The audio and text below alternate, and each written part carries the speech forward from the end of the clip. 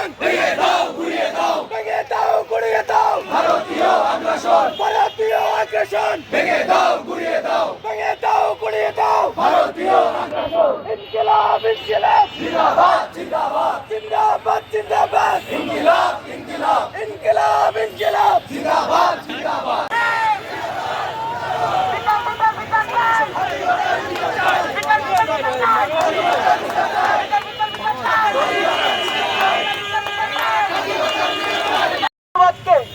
এই দেশ থেকে বিতাড়িত করে যে সরকারের উপর আস্থা রেখেছিলাম সেই সরকারও ব্যর্থ হয়েছে, ব্যর্থতার পরিচয় দিয়েছে। তারা ভারতীয় আধিপত্যের কাছে নত জানু হয়েছে, কিন্তু জুলাইয়ের শহীদরা তো এই সরকার নত জানু হবে এই জন্য জীবন দেয় নাই।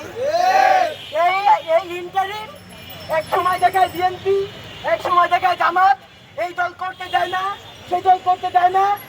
এত নাকি জামাত বিএনপি তোর ক্ষমতায় বসাইছিল, তোরা ক্ষমতায় বসাইছিল জুলাইয়ের শহীদরা, ছাত্র জনতা, কিন্তু তোরা সেই প্রতিশ্রুতি রক্ষা করতে পারিস নাই।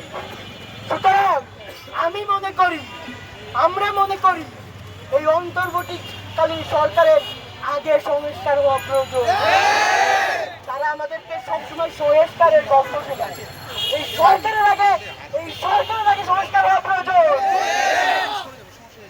আমরা যে হাদি ভাই যে স্লোগান দিয়েছেন, যে আধিপত্যবাদের বিরুদ্ধে কথা বলেছেন, আমরা সেই স্লোগান দিব, হাদিদের বিচার চাই। দিল্লি না ঢাকা, দিল্লি না ঢাকা, দিল্লি না ঢাকা, দিল্লি না ঢাকা, দিল্লি না ঢাকা, দিল্লি না ঢাকা, দিল্লি যাদের মামা বাড়ি, বাংলা ছাড়ো তাড়াতাড়ি, দিল্লি যাদের মামা বাড়ি,